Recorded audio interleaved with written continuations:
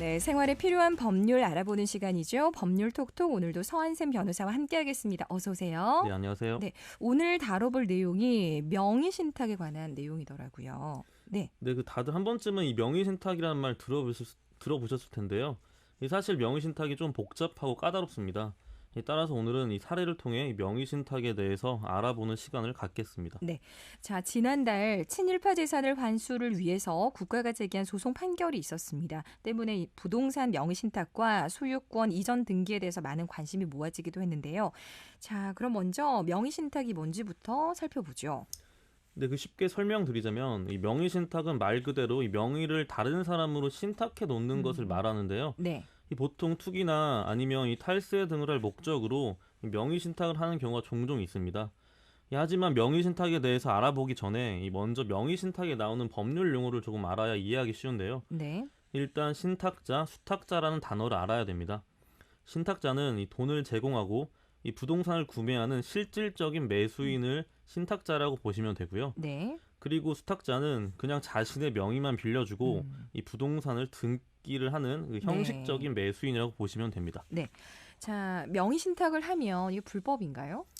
네, 부동산 실명법에서는요, 이 신탁법에 의해 적법한 명의신탁이 아닌 명의신탁을 금지하고 있습니다. 네. 이 만약에 위반하면 해당 부동산 가액의 30% 이하를 이 과징금으로 부과하고 있습니다. 네. 이 처벌은 여기서 그치지 않는데요.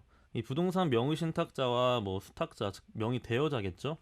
명의대여자에게는 5년 이하의 징역 또는 2억 원 이하의 벌금에 처해질 수 있습니다. 네, 처벌이 따르고. 자, 그렇다면 명의신탁에도 여러 종류가 있을 텐데요. 좀 살펴보죠. 네, 명의신탁은 크게 세 가지 종류가 있습니다. 이 첫 번째로 양자간 명의신탁이 있고, 두 번째로 중간 생략형 명의신탁, 이 소위 삼자간 명의신탁이라고도 하죠. 네. 그리고 세 번째로 이 계약 명의신탁이 있는데요. 한 가지씩 살펴보겠습니다. 네, 양자간 명의신탁부터 알아보겠습니다. 네, 양자간 명의신탁은 예를 들면 이렇습니다. A와 B라는 두 사람이 이 명의신탁 약정을 하는 겁니다.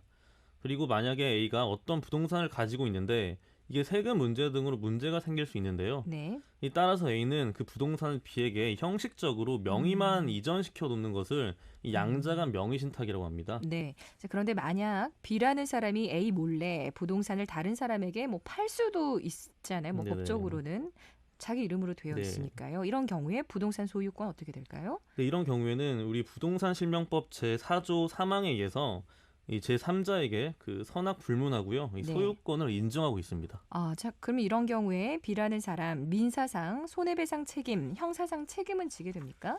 근데 양자간 명의신탁의 경우에는 이 신탁자 A는 수탁자 B에게 이 불법 행위로 인한 손해배상 책임을 물을 수 있습니다. 네. 이때 손해배상액도 문제가 될 텐데요. 이 B가 제3자에게 부동산을 팔았을 당시 부동산 시가 상당액의 손해배상액을 청구할 수 있습니다. 네. 그리고 이 수탁자 B는 명의 신탁자 A에 대한 이 횡령죄의 죄책을 집니다. 네.